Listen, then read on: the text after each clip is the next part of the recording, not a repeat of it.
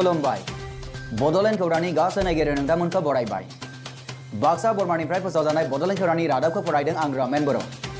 दिनैनि गाहाय रादाबफोराव दङ सिनायथि दा आइडेन्टिटि बर' सावथुननि सावगारि लानाय हाबाफारिया जागायबाय बोहैथि बोसोरनि सेप्तेम्बर दानाव बरमायाव रायजोफोरनि थाखाय बेखेवनानै होसिगोन नोंथाङा नायगासिनो दङ बड'लेण्ड खौरां दानिया फैदो आबुं रादाबाव सिनायथि दा आइडेन्टिटि बर' सावथुननि सावगारि लानाय हाबाफारिया जागायबाय Ready. Rolling. Take 3. Action.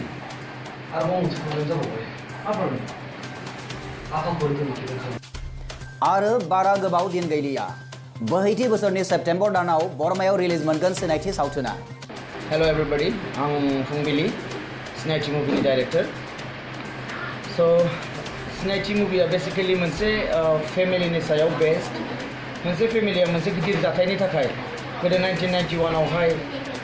जोंनि जा BSc एकर्डनि थाखाय जा मोनसे प्रब्लेम जादोंमोन स' बेफोरबायदियावहाय शिलंआवहाय बेस्ट जाहैनांगौ जायो स' बेखौ टीम लानानै जोङो जेनेबा शिलंआवहाय लाहैनाय जादों माखासे शुटखौहाय बाक्सा जिल्लानि जाखांफुनाय लाइमोन लिरगिरि सुलेन मुसाहारिया लिरदों सिनायथि सावथुनखौ डार्क हर्स मेडिया बर्मानि जोहै दिहुनजानो गोनां सिनायथि मुंनि बर' सावथुननि शुटिंनि खामानिया सोलिगासिनो दङ ओमफ्राय जोंनि मुहुरतआ जागायदों जुलाइनि 2nd of जुलाइनिफ्राय जोङो शिलंआवहाय शुट लादोंमोन माखासे लाबावनांगौ दङमोन बोथोरनि प्रब्लेम माखासे बादि प्रब्लेमखाय स' माखासे चेलेन्जेस जों फेस खालामनांगौ जादों साननैसोनि थाखाय जों शिलंआवहायनिखौ दोनथ'नानै दिनै जों आसामावहाय आरोबाव गोदानै स्टार्ट खालामफिनदों शिलंआवहाय जों आरो उनावहाय थांबावगोन जोंना सानथाम सानब्रैनि शुट थाबोबावदों शिलंआवहाय बेखौ जों उननि टाइमफोरावहाय लाहैसिगोन आसामनि फिल्मआ जोबनायनि उनावहाय सिनायथि दा आइडेन्टिटि सावथुनखौ दिथा होगोन दिथागिरि फुंबिलिया जुलाइ दाननि 1 खालाराव शिलंआव गिबि मुहुरत खालामजानाय बे सावथुननि थाखाय सावथुननि सामलायगिरि फुंबिलिया फोरमायनाय बादिब्ला मेघालय अरुणाचल नागालेण्ड आरो बाक्सानि चौकियाव सावगारि लागासिनो दङ होनना मिथिनो मोननाय जादों जोंहा कास्टनि बेलायाव जों जुदि रायलायोब्ला जोंनिनो माखासे पपुलार आर्टिस्टफोर दङ माखासे गोदान फैनाय आर्टिस्टफोरबो जोंजों लोगोसे दङ टेलेन्टेड स्किलफुल माखासे आर्टिस्ट दङ पपुलार आर्टिस्टफोरनि गेजेराव जोंना जाहैबाय दायो फुजिखौथ' गासिबो मिथिखायो फुजि दङ हिर'आवहाय रन दङ बेनिफ्राय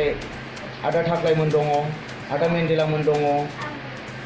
माखासे आरोबाव गोदान जोंजों दङ बेवहाय इन्डास्ट्रियावहाय गोदानै जोङो लाबोनो नाजादों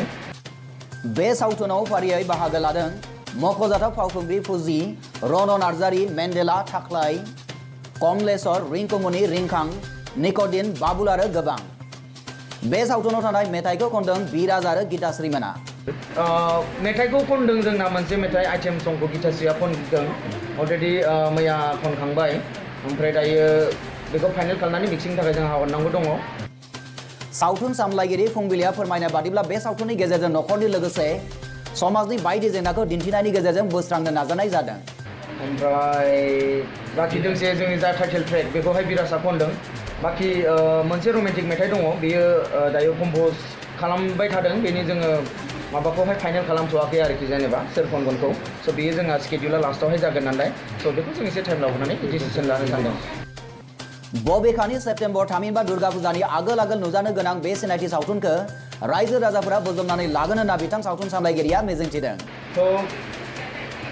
आसा खालामदों रायजोफोरा जोंनि बे सिनायथि मुभिखौहाय मोजां मोनगोन बेवहाय माखासे बे फेमिलिनि स्ट'रिजों लोगोसे माखासे ससियेल रिफर्म बादि मेसेजेस माखासे मोननो हागोन मानसिफ्रा अडियन्सफ्रा एरैहाय बर'नि गोबां सावथुन खामानि मावबोनाय फावखुंग्रि फुजिया फोरमायथिनाय बादिब्ला सावथुन मुलुगाव खामानि मावनो मोननानै गावखौनो गोबां रंजाखांनाय मोननाय फोरमायनायजों लोगोसे गुबुन हारिनि सावथुन मुलुगाव खामानि मावनाय फावखुंग्रिफोर बादि बर'नि सावथुन मुलुगाव खामानि मावनानै बर'नि फावखुंग्रिफोरा दिनैसिम गावनि आथिङाव गसंथानो हानाय जायाखै होननानै गोथौ दुखु मोननाय फोरमायदों दा बे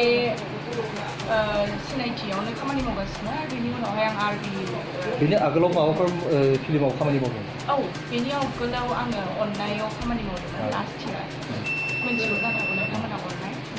आरबि फिल्म प्रडाक्सननिफ्राय आरो बेनि सिगां आं बर'आवबो दंमोन आं